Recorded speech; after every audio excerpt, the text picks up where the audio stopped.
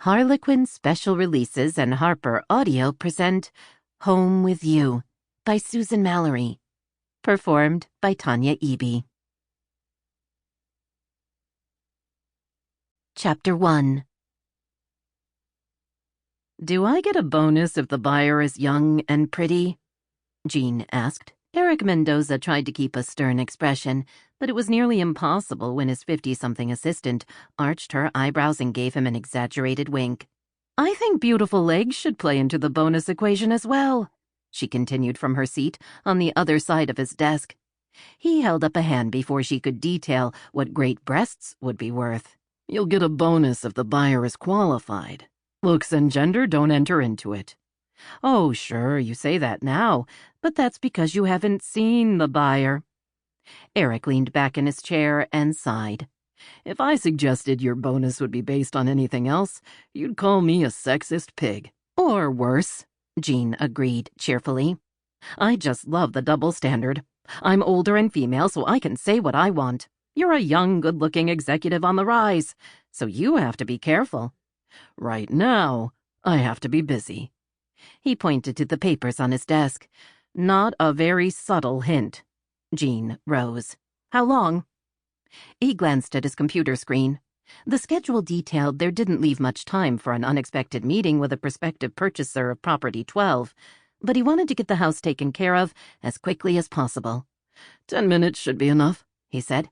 "All right, I'll show her in and plan to interrupt in 10 minutes. She grinned.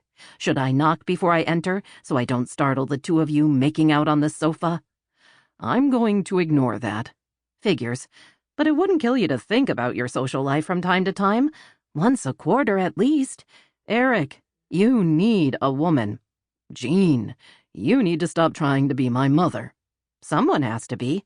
Besides, I'm good at it." With that, she turned and headed out of the room. Eric watched her go. His assistant was back-talking, opinionated, and invaluable. Through a quirk of fate, she'd been assigned to him after his first promotion 3 years before. Her smart mouth hid both superior intelligence and fierce loyalty. During his rapid rise to middle management at Merlin County Regional Hospital, Jean had been a sounding board and a source of information. He was more than 10 years younger than any of his peers, which created both resentment and opportunity. Jean kept a lot of the former at bay. He scratched out a few more notes on his upcoming meeting, then glanced up when the door to his office opened. "Hannah Wisham Bingham to see you," Jean said in her courteous, "you're the boss" voice. Savvy as always, Jean only tortured him in private. Eric set down his pen and rose. He was halfway across the room before both the name and the woman's appearance registered. "Hannah." He studied the tall, slender blonde in his doorway, comparing her with the slightly gawky teenager he remembered from long ago summers spent by the lake. Her eyes were still bright green cat's eyes, and her smile was familiar, but everything else had grown up, in the best way possible. Her smile widened and a dimple appeared. "Eric, it's great to see you." She stepped into the room and glanced around. "Big office, a view. I'm impressed." Behind Hannah's back, Jean gave him a thumbs up of approval. He chuckled, then motioned to the sofa in the corner.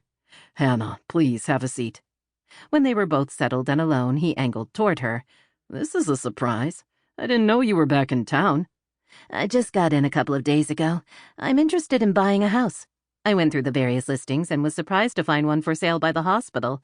Or is selling real estate something you do on the side?" "I'm a man of many talents." "That's hardly news. So, what's the scoop?"